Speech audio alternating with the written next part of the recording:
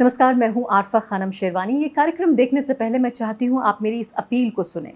पिछले सालों में लगातार मैं और द वायर आप तक तमाम वो खबरें लाते रहे जो दरबारी सरकारी मीडिया ने दबाई वो खबरें। लेकिन आज हम जिस तरह के दबावों से दो चार हो रहे हैं, जिस तरह के खतरे से गुजर रहे हैं, ऐसे में हम चाहते हैं कि आप हमारी मदद करें, आर्थिक रूप से आप हमें सहयोग दें। और ये काम बहुत मुश्किल नहीं है। आप ये काम सिर्फ अगर 89 रुपये महीना भी देते हैं तो आप वायर के मेंबर बन सकते हैं, क्योंकि आपका जो हक है वो है आज़ाद पत्रकारिता। और आज़ाद पत्रकारिता हम करते रहें, द वायर करता रहे, मैं करती रहूं, इसके लिए बहुत ज़रूरी है कि आप सहयोग दें। आज ही आप मेंबर बनिए द वायर के। नमस्कार, द वायर में आपका स्वागत है। मैं हूं आरफा खानम शेरवानी। जो देश की राजनीति है उसमें उबाल आ रहा है। मनीष सिसोदिया की सीबीआई के जरिए गिरफ्तारी के बाद अब जिस तरह के हालात पैदा हो रहे हैं उसमें मनीष सिसोदिया और सत्येंद्र जैन, दोनों जो बड़े मंत्री हैं रहे आम आदमी पार्टी के, उन दोनों ने इस्तीफ़ा दे दिया। इस्तीफे में मनीष सिसोदिया ने कहा कि हमला मुझ पर नहीं आप पर हो रहा है, अरविंद केजरीवाल के लिए उन्होंने कहा। जाहिर है ये गंभीर बात है जो कह रहे हैं और इसका एक तरह से एक राजनीतिक रूप से विश्लेषण करना भी ज़रूरी है जब मनीष सिसोदिया इस बात को कह रहे हैं। इससे पहले जब वो सुप्रीम कोर्ट में गए इस चुनौती देते हुए सीबीआई के इस अरेस्ट को, तो सुप्रीम कोर्ट ने उन्हें वापस भेज दिया और कहा कि आप हाई कोर्ट जाइए। यानी अब 5 दिन की रिमांड पर फिलहाल सीबीआई की हिरासत में है मनीष सिसोदिया। तो एक तरह से मैं कहूँगी एक एग्जिस्टेंशियल, एक अस्तित्व का सवाल पैदा हो रहा है एक मुख्य विपक्षी पार्टी के लिए। और ये जो आम लोकसभा के जो चुनाव होंगे, जो आम चुनाव हैं, उससे ठीक तकरीबन 1 साल पहले ये पूरा घटनाक्रम पेश आ रहा है जिसमें अब आम आदमी पार्टी को अब तक का सबसे बड़ा संकट झेलना पड़ रहा है। 2 बड़े मंत्रियों के इस्तीफे, दोनों जेल में हैं। उधर पंजाब में आप देखिए जिस तरह का अनरेस्ट पैदा हो रहा है, वहाँ भी कम से कम 2 एमएलएज पर भ्रष्टाचार के आरोप लगे हैं। तो ऐसे में क्या जो सरकारी मशीनरी है उसका इस्तेमाल करके जिस तरीके से कद्दावर नेताओं के को, विपक्ष के कद्दावर नेताओं को निशाना बनाया जा रहा है, ऐसे में सवाल ये भी पैदा हो रहा है कि क्या अरविंद केजरीवाल, जो कि 2024 में एक प्रधानमंत्री पद के दावेदार के तौर पर देखे जा रहे थे, कि एक ऐसा व्यक्ति जो कांग्रेसी भी नहीं है, बीजेपी भी नहीं है, एक क्लीन एक तरह की उनकी इमेज है, जो एक नैतिक राजनीति करते हैं, भ्रष्टाचार रहित राजनीति, क्लीन पॉलिटिक्स का उनका जो पूरा ब्रांड था, उसको आगे लेकर बढ़ रहे थे। और आप ये देखिए अलग अलग राज्यों में, दिल्ली में, पंजाब में तो उनकी सरकार है ही, इसके अलावा गोवा में और साथ साथ गुजरात में भी उनकी पार्टी बड़ी हो रही है। हर अलग अलग राज्यों में वो चुनाव भी लड़ रहे हैं। ऐसे में एक बड़े थ्रेट के तौर पर उभर रही थी ये पार्टी। अब आगे क्या करेगी आम आदमी पार्टी? इस तरह के जो एग्जिस्टेंशियल जो सवालात हैं इनका कैसे मुकाबला करेगी? मेरे साथ आम आदमी पार्टी के सांसद संजय सिंह मौजूद हैं, जो कि सांसद होने के अलावा एक बहुत ही मशहूर और लोकप्रिय नेता भी हैं। संजय जी, सबसे पहले तो मैं आपसे पूछना ये चाहती हूँ कि अब 3 दिन लगभग गुजर चुके हैं, 3 दिन से भी ज़्यादा मनीष सिसोदिया के अरेस्ट को, दोनों मंत्रियों के रेजिग्नेशंस भी हो गए हैं। अभी क्या थिंकिंग, क्या सोच हो रही है आम आदमी पार्टी में? जी अल्फा जी नमस्कार, आपके दर्शकों को नमस्कार। देखिए आम आदमी पार्टी और हमारी पूरी लीडरशिप, एक एक कार्यकर्ता इस बात को मानता है और हम मजबूती से मनीष सिसोदिया जी के साथ और सत्येंद्र जैन जी के साथ खड़े हैं। क्योंकि आज मनीष सिसोदिया को सजा किस बात की मिल रही है? सजा इस बात की मिल रही है कि उन्होंने दिल्ली के 18 लाख बच्चों को अच्छा भविष्य देने की कोशिश की। एक ऐसा शिक्षा का मॉडल दिया जिसको अमेरिका के राष्ट्रपति की पत्नी देखने के लिए आती है। दिन रात वो दिल्ली के बच्चों का भविष्य बनाने के काम कर रहे हैं। तो आज लोग भी इस बात को देख रहे हैं कि आम आदमी पार्टी को बदनाम करने के लिए और केजरीवाल जी की लोकप्रियता से परेशान होकर आज मनीष सिसोदिया जी के खिलाफ कार्रवाई की गई है। और समय आने पर जनता इसका जवाब देगी, समय आने पे लोग इसका हिसाब लेंगे इनसे। संजय जी, आपको लगता है कि आम आदमी पार्टी के अस्तित्व की ये अब तक की सबसे बड़ी लड़ाई है, ये सबसे गंभीर संकट आया है? देखिए हम लोग कई बार ऐसे संकटों का सामना कर चुके हैं। आपको याद होगा 7 साल पहले मुख्यमंत्री के दफ्तर पे सीबीआई का छापा पड़ा था, उनके प्रमुख सचिव को गिरफ्तार किया था। क्या निकला? कुछ नहीं निकला। 400 फाइलों की सुंगलू कमेटी से जांच कराई, क्या निकला? कुछ नहीं निकला। 43 विधायकों पे फर्जी मुकदमे करके उनको गिरफ्तार करके जेल में डाला, बाद में कोर्ट में वो मामले टिके नहीं। तो इसी तरीके से फर्जी निराधार आरोप हमारे ऊपर पहले भी ये लगाते रहे। हाँ, निश्चित रूप से मनीष सिसोदिया और सत्येंद्र जैन जी जो दिल्ली के शिक्षा और स्वास्थ्य के लिए बेहतर काम कर रहे थे, उनको गिरफ्तार करके इन्होंने जरूर हमारे काम को बाधित करने की कोशिश की है। लेकिन वो होगा नहीं, क्योंकि दिल्ली के 2 करोड़ लोगों की सेवा करने के प्रति अरविंद केजरीवाल जी की प्रतिबद्धता है। और इसीलिए आज 2 नए मंत्री सौरभ भारद्वाज जी और आतिशी जी को मंत्रिमंडल में केजरीवाल जी ने शामिल किया है, और वो केजरीवाल जी के साथ मिलकर बेहतर काम करेंगे। ये दोनों मंत्री हमारे बेकसूर हैं, निकलकर बाहर आएंगे, बेदाग आएंगे। संजय जी, इस बात से अंदाज़ा लगाइए, जिसका आप जिक्र कर रहे थे, शिक्षा पे जो रिकॉर्ड रहा है, बात वाकई मानने वाली होगी कि आपके जो राजनीतिक प्रतिद्वंदी हैं या मेरे जैसे आलोचक भी हैं जिनका काम ही आलोचना करना है पत्रकारों का, वो भी ये मानते हैं कि आपने शिक्षा और स्वास्थ्य के जो दायरा है उसमें बेहतरीन काम किया है। और इसी वजह है कि एक छोटे से जो एक सिटी स्टेट है उसके राज्य के एक मंत्री के गिरफ्तार होने पर बीबीसी लीड स्टोरी कर रही है, और बीबीसी ने लिखा है, Manish Sisodia, India anti corruption crusader fighting to clear his name. लेकिन इस हेडलाइन में एक और द्वंद्व है, वो ये कि आप हेडलाइन को ही पढ़ लीजिए कि जो व्यक्ति करप्शन के खिलाफ या जो पार्टी करप्शन के खिलाफ लड़कर उस पूरे प्लैंक पर मैदान में आई, एक चुनाव जीता, दूसरा जीता, तीसरा जीता, अब उसी पार्टी पर भ्रष्टाचार का चार्ज लग रहा है। आपको ये नहीं लगता कि क्या जनता के मन में एक तरह का शक और शुबा पैदा करने में कामयाब रही है बीजेपी, कि देखिए जो पार्टी कहती थी कि क्लीन पॉलिटिक्स, मॉरल पॉलिटिक्स की बुनियाद पे आई है, उसी पार्टी पर भ्रष्टाचार के आरोप लग रहे हैं? देखिए आरफा जी, ये बात तब हमारे लिए चिंता की जरूर होती जब हमारे यहाँ किसी ने कोई गलती की होती। सवाल ये है कि ये जानबूझकर आपको फंसाया जा रहा है, बदनाम करने की नीयत से फंसाया जा रहा है, और इस बात को लोग समझते हैं।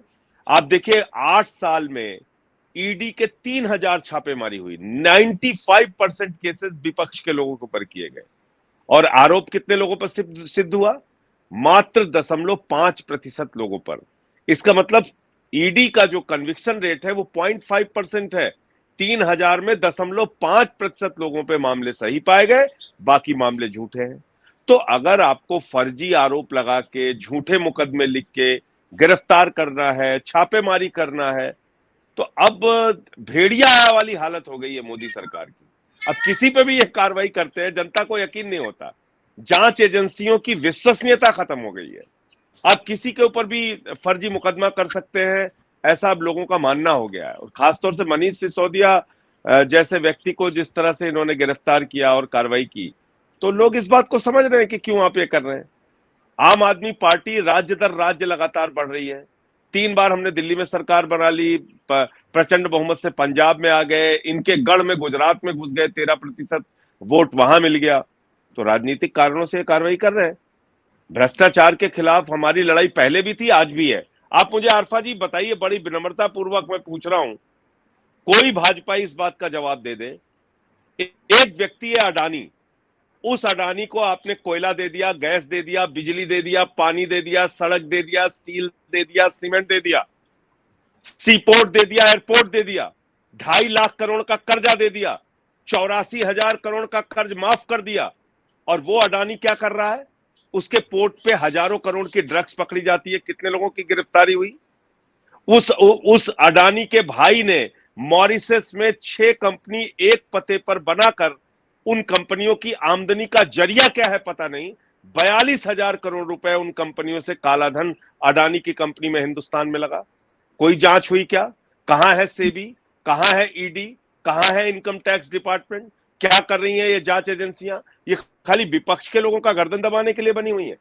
आपने एक व्यक्ति को आकाश से लेकर पाताल तक सब कुछ दे दिया, कोई कार्रवाई नहीं करते। अब शराब घोटाले की बात करते हैं आरफा जी। 100 लोगों की मौत हो गई जहरीली शराब पीने से उस स्टेट के अंदर, जो ड्राई स्टेट है गुजरात। आप बताइए कितने लोगों की गिरफ्तारी हुई? कहां गई सीबीआई ईडी वहां पर? बगल में अलीगढ़ चले जाइए, 125 लोगों की जान चली गई जहरीली शराब पीकर। किसी पे कोई कार्रवाई हुई?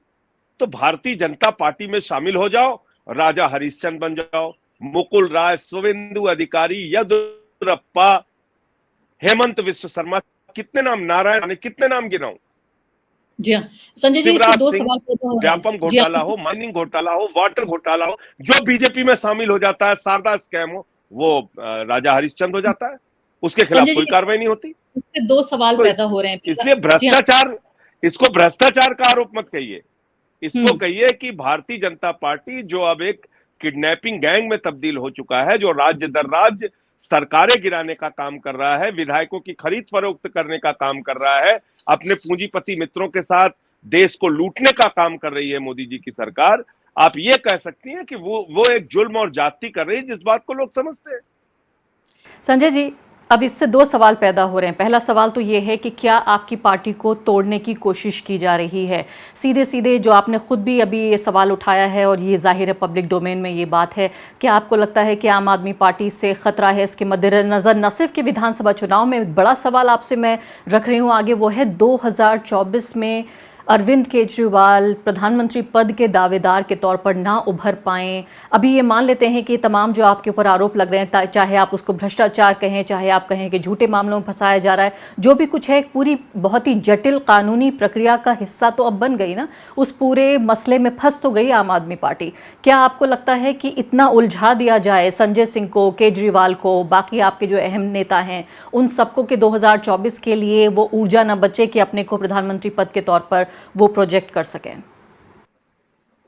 देखिए, हम जनता के बीच में राज्य दर राज्य अपना संगठन बना के जा रहे हैं, चुनाव भी लड़ रहे हैं, और हम अपना जनता के साथ संवाद कर रहे हैं, उसको जो उनकी जिंदगी से जुड़े हुए मुद्दे हैं उसके ऊपर बात कर रहे हैं। हमारा अभी भी मानना है कि 2024 में राजनीतिक दलों को जनता से जुड़े हुए मुद्दों को महत्व देना चाहिए। बेरोजगारी है, शिक्षा है, स्वास्थ्य है, बिजली है, पानी है, उसका क्या मॉडल आप लेके आ सकते हैं, वो बातें आपको जनता के साथ करनी चाहिए। ये जो बैटल है, ये जो लड़ाई है, ये सीधे तौर पे एक तानाशाही का आचरण है जो मोदी सरकार दिखा रही है। तो 2024 में इसका भी जवाब देना पड़ेगा। नहीं तो ऊर्जा तो खर्च होगी, लेकिन संजय जी ये बताइए, ऊर्जा तो आपकी खर्च होगी तमाम कानूनी जो जटिल पूरी प्रक्रिया है इस सब में। आरफा जी, 1975 में सारे विपक्ष के नेताओं को जेल में डाल दिया गया था। 2 साल तक किसी को निकलने नहीं दिया गया था। लाठियां चलती थी, अखबार के दफ्तर बंद कर दिए जाते थे, अखबार का फ्रंट पेज काला छपता था उस जमाने में। और आप समझिए कि उस दौर में जेलों में रह के लोग चुनाव जीते। तो तानाशाही हिंदुस्तान के आचरण में नहीं है। तानाशाही हिंदुस्तान के लोग पसंद नहीं करते। यहाँ के लोग लोकतंत्र में यकीन रखते हैं, बाबा साहब डॉक्टर भीमराव अंबेडकर के संविधान में यकीन रखते हैं। थोड़ा समय आता है इस तरह का। अब लग रहा है मोदी जी को कि वो हिटलर की तरह इस देश को चलाएंगे, लेकिन चलेगा नहीं। ये हिटलर शाही से देश नहीं चलेगा। तो क्या देश आप ये कह चलेगा रहे हैं लोकतंत्र से, संविधान से। और अगर आप इस तरह के जुल्म करेंगे, आप इस तरह के जुल्म करेंगे तो हमारी ताकत और बढ़ेगी, इससे घटेगी नहीं, क्योंकि जनता इस बात को देख रही है। और मैं आपको बता रहा हूं ना, अगर आप ये समझ रहे हैं कि भाई ये कमजोर लोग हैं और हम दुनिया की सबसे बड़ी पार्टी हैं, हमारे पास तो लाखों करोड़ की संपत्ति है, हम जैसे चाहे वैसे जांच एजेंसियों का दुरुपयोग करें, जैसे चाहे हम विपक्ष के लोगों को परेशान करें, तो आप कर सकते हैं। लेकिन लोग इस बात को देखते हैं, समझते हैं, और वो जवाब देंगे। इसी दिल्ली के अंदर क्या कहा था मोदी जी ने हम लोगों को?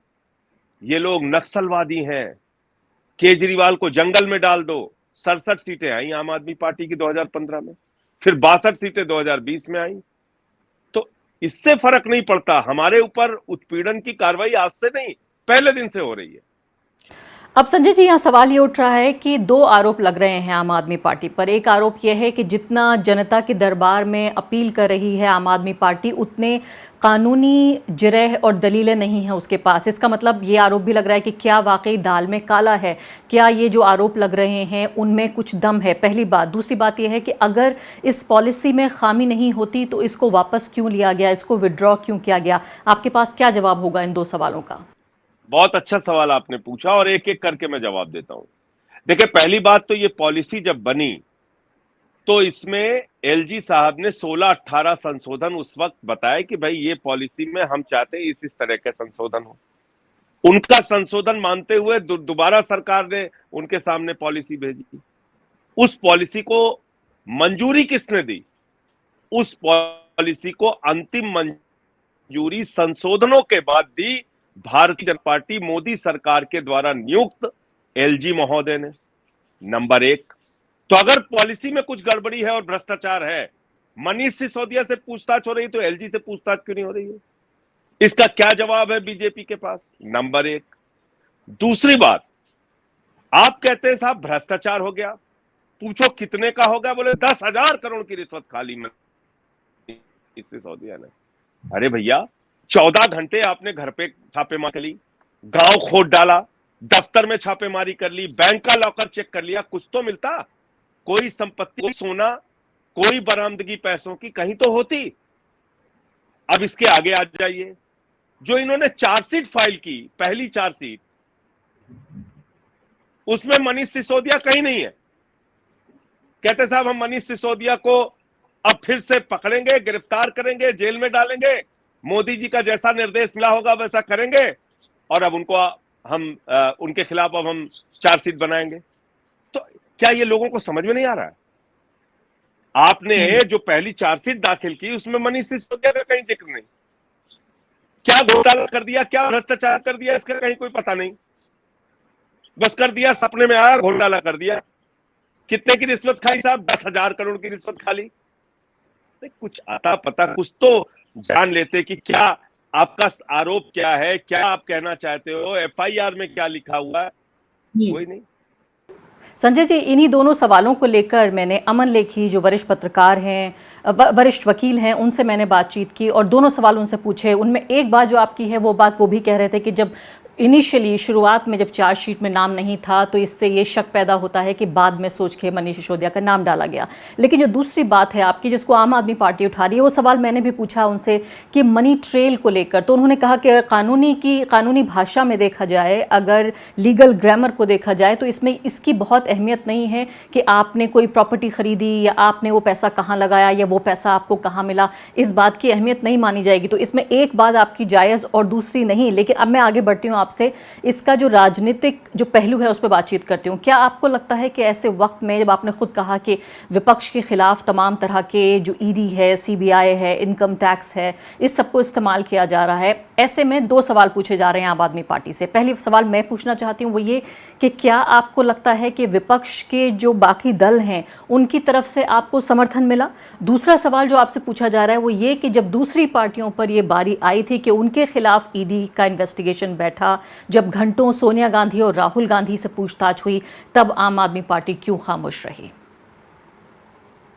देखिए, पहली और दूसरी दोनों बात का जवाब दूंगा। पहली बात तो ये जो आपने कहा कि अगर दूसरे मामले में आरोप हैं तो उसकी जांच होनी चाहिए। मैं ये पूछ रहा हूं कि मनीष सिसोदिया के बारे में आरोप क्या है? किसने कहा कि मनीष सिसोदिया ने कोई भ्रष्टाचार किया या पैसा खाया? किसने कहा? क्या सबूत है उनके पास? कोई सबूत नहीं है, कोई इसका जवाब भी नहीं है। तो जो बात मैंने पहले कही थी, फिर दोहरा रहा हूं कि इनको ऊपर के आकाओं ने कहा कि भाई अरे वो तो मेन आदमी तो छूट गया, उसको पकड़ के जेल में डालो। तो दोबारा चार्जशीट में नाम ना होने के बावजूद मनीष सिसोदिया को गिरफ्तार किया गया, नंबर एक। दूसरा सवाल, ईडी का, सीबीआई का जब जब दुरुपयोग हुआ है, आम आदमी पार्टी सबसे पहले आगे आके बोली है। और आरफा जी, उत्तराखंड में इनकी सरकार गिरी थी, अरुणाचल में गिरी थी, कांग्रेस की प्रेस कॉन्फ्रेंस बाद में हुई थी, आम आदमी पार्टी की तरफ से मुझे निर्देश दिया था अरविंद केजरीवाल जी ने, मैंने प्रेस कॉन्फ्रेंस की थी। जहां लोकतंत्र की हत्या होती है, जहां संविधान की हत्या होती है, जहां जांच एजेंसियों का दुरुपयोग होता है, बार बार हम लोग बोलते हैं, कोई पहली बार नहीं, बार बार। तो इसलिए आज ये जरूर है कि आज ये देखने को जरूर मिल रहा है कि आप देखिए Akhilesh Yadav ji, Tejashwi Yadav ji, CPI, CPM, CPI माले, केसीआर, कई पार्टियां, कई राजनीति, हेमंत सोरेन जी, टीएमसी, लगभग सारे राजनीतिक दलों ने मनीष सिसोदिया की गिरफ्तारी के खिलाफ आवाज उठाई। लेकिन कांग्रेस में दो तरह के स्वर हैं।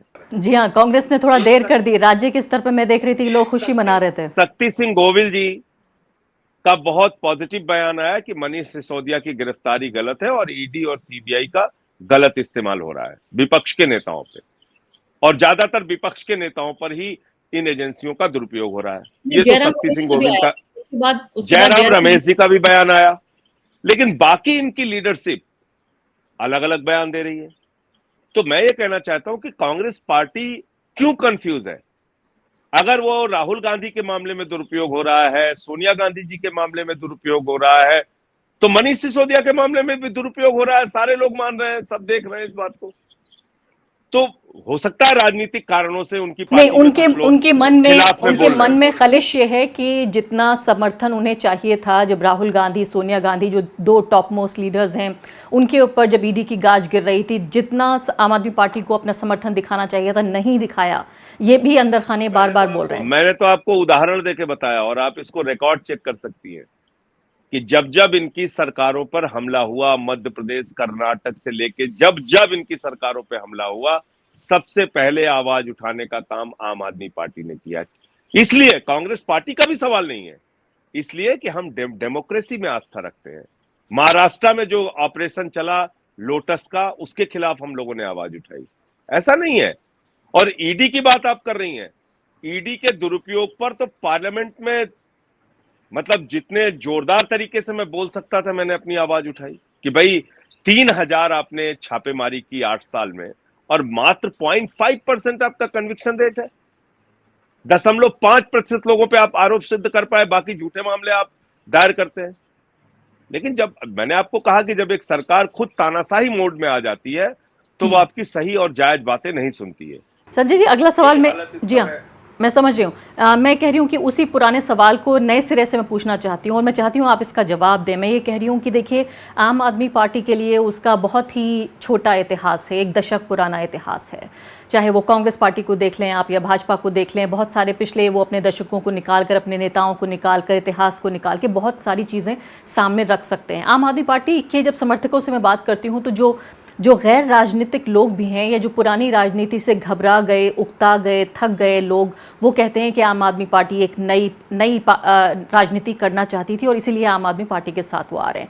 मैं आपसे ये पूछना चाहती हूँ, और बहुत ही सावधानीपूर्वक ये सवाल पूछ रही हूँ, चूँकि ये तमाम इन्वेस्टिगेटिव एजेंसियाँ उनके साथ हैं, मीडिया का एक बड़ा हिस्सा उनके साथ है, जाहिर है वो एक बड़ी राष्ट्रीय पार्टी है जिसमें अलग अलग तमाम तरह के बेशतर स्टेट्स में उन्हीं का शासन है। ऐसे में क्या आपको लगता है कि आपके वोटर के मन में एक शंका, एक शुभा पैदा करने में बीजेपी अपना तंत्र इस्तेमाल करके कामयाब हो सकती है? क्या आपको इस बात का डर है?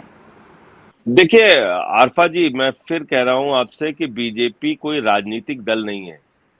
बीजेपी एक किडनैपिंग गैंग है, जो राज्य दर राज्य विधायकों का अपहरण करने का काम, उनकी खरीद फरोख्त करने का काम, सीबीआई का, ईडी का, पुलिस का दुरुपयोग करने का काम करके सरकारों को गिराने के काम में लगी हुई है। ये दुर्भाग्य है इस देश का कि आज बीजेपी इतनी ताकत में है।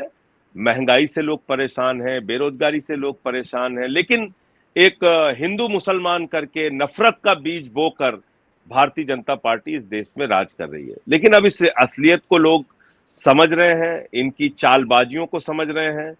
देश को ये क्या अब तक दे पाए हैं, इनके लिए, इनके पास बताने के लिए कुछ भी नहीं है।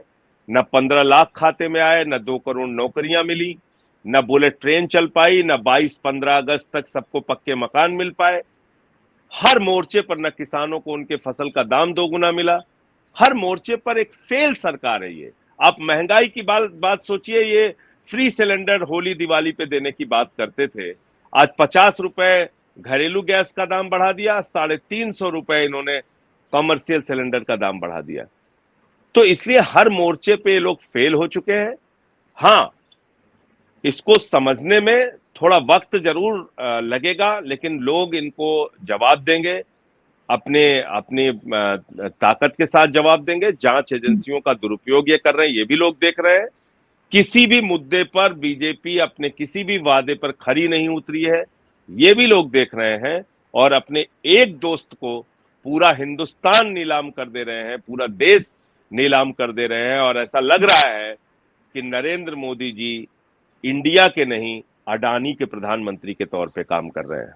संजय जी, आपको सहानुभूति मिल सकती है क्या? एक थ्योरी ये भी है कि आपको सहानुभूति मिल सकती है आपकी पार्टी को। नहीं, देखिए सारे लोग दुखी हैं इस बात से। देखिए आप राजनीति कीजिए, राजनीति कर रहे हैं, अच्छी बात है, कीजिए। लेकिन जब आप ऐसे आदमी को टच करते हैं जो लोगों के दिलों में बसता है, जो बच्चों के लिए हीरो है, जो अपना दिन रात दिल्ली की शिक्षा के सुधार के लिए काम कर रहा है, आप ऐसे आदमी को टच करते हैं जिसके राज में 2015 में जब वो शिक्षा मंत्री बना तो मकड़ी के जाले लगे होते थे सरकारी स्कूलों में।